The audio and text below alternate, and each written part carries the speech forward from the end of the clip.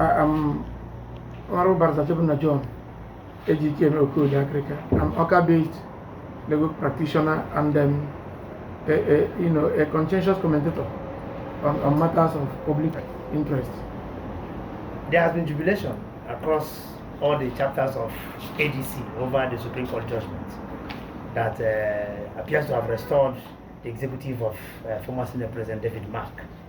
As a legal practitioner, how do you interpret that particular ruling? Well, I would say with the greatest respect, the deference to the Supreme Court, that the judgment the Supreme Court rendered in that ADC versus INEC case, was not only right, it was correct and also wholesome. The only thing I want to say is that it is really surprising that some people are rejoicing over that judgment, claiming that the judgment restored the leadership of David Mark as the national chairman of ADC. That's not the truth. A close look at that case will demonstrate beyond doubt that the Supreme Court merely attended to the matters, circumscribed within the grounds of appeal. The issue of the authentic chairmanship of ADC was not a live issue before the Supreme Court. And that's why the Supreme Court referred the parties back to the trial court for them to exhaust the substantive matter, before the Supreme Court. The law is very clear that you do not resolve substantive matter at an interlocutory stage. As at the time the matter got to the Supreme Court, the appeal was predicated.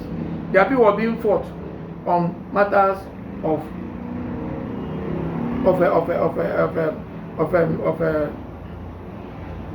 status quo, an injunction, and not necessarily on the substantive matter of who is the authentic chairman of ADC.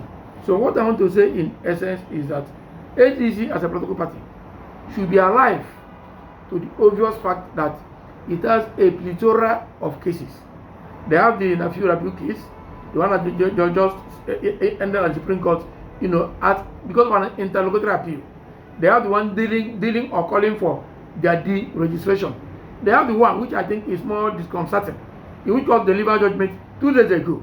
So what I expected the Supreme Court, the ADC to do, is to now go in-house and find out the possibility, the feasibility of using that platform, as a vehicle to navigate the 2027 election.